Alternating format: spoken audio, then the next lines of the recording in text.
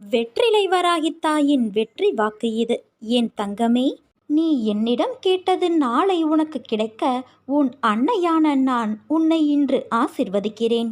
தோல்விகள் உனக்கு வருகிறது என்றால் அது உன்னை வீழ்த்துவதற்கல்ல, உன்னை உயரத்தில் சேர்க்க.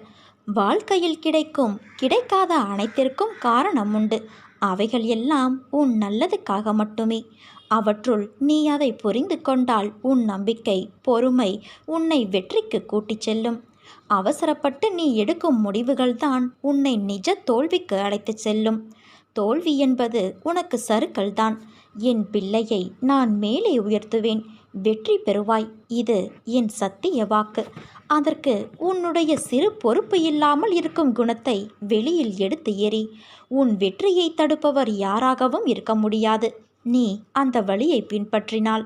நீ என்று என்னை அழைத்து உன்னிடத்தில் நான் என்னும் சொல்லுக்கு உன் அன்னை என்ற அர்த்தத்தை கண்டாயோ, அன்றே நீ என் உயிரான பொறுப்பு.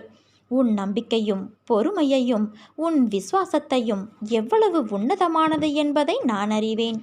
உன்மேல் நான் கோபம் கொள்ள மாட்டேன் குழந்தையே. அதையும் மீறி என் கோபம் இருந்தால் நிச்சயம் அது உன்னை நல்ல வழியில் மாற்றுவதற்காகவே என்பதை நீ புரிந்து கொள். நீ எல்லா செல்வ வளங்களையும் பெற்று சீரும் சிறப்புமாய் நல்ல பெயரோடு வாழப்போகிறாய்.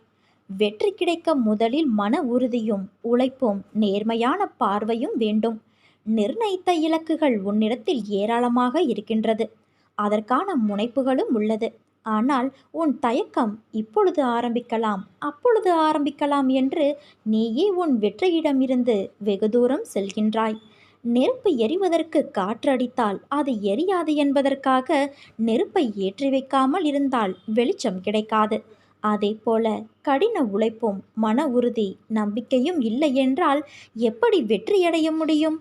கதவை திறக்க சாவியை வைத்துத்தான் திறக்க முடியும். அதற்கு ஏற்றவாறு சாவியை நீ நுழைத்தால் கதவுகள் தானே திறக்கும்.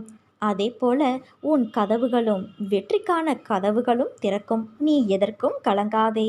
உன்னில் நிச்சயம் வெற்றி என்ற தீபத்தை நான் ஏற்றுவேன். நீ உன்னில் பார்க்கும் அனைத்துமாய் அகிலத்தின் ரூபமாய் நான் இருப்பேன். உன் மனதில் ஏன் என் மீது கோபம்? உன்னை எப்படி நான் தனித்து விடுவேன்? என் பிள்ளை எப்படி தவறு என்று நான் சொல்வேன்? குறைகளும் தவறுகளும் வாழ்க்கையில் இருக்கும். ஆனால் அதற்காக என் குழந்தையே தவறு என்று நான் எப்படி சொல்வேன்? உன் அன்னையை பற்றி நீ புரிந்து கொண்டது அவ்வளவுதானா? என் மீது நீ கொண்ட பக்தியும் அன்பும் எத்தகையது என்று நினைத்து நான் பூரிப்படைகின்றேன். நீயோ என் மீது கோபம் கொண்டு என்னை விட்டு தள்ளி நிற்கிறாய். நானும் உன்மேல் கோபத்தில் இருக்கிறேன் என்ற நினைப்பு ஏன் வந்தது? என் குழந்தை பற்றி எனக்கு நன்றாக தெரியும். உன்மேல் நான் எப்படி கோபப்படுவேன்? அது என்மேல் நான் கோபப்படுவதற்கு சமம். உன்னை நல்ல வழியில் அழைத்துச் செல்ல கடிந்து நடப்பேனே தவிர உன்மேல் நான் கோபப்படமாட்டேன். நீயும் உன் வாழ்க்கையும் நன்றாக இருக்கத்தான் நான் இங்கு விதியோடும் மாயை என்று உன்னை தாக்க வரும் வலைகளோடும் போராடுகிறேன். உனக்கு எப்போதும் என் அருளும் ஆசையும் உண்டு என் குழந்தையே. உனக்காக நான் எப்போதும் இருப்பேன். உன்னை விட்டு நான் விலகுவதும் இல்லை, உன்னை விலகி போகும்படி நான் செய்வதும் இல்லை. நீ நம்பிக்கையோடு இரு, நல்லதே நடக்கும். இது உன் வெற்றிலை வராகி என்னும் இந்த வெற்றி வராகியினுடைய சத்திய வாக்கு.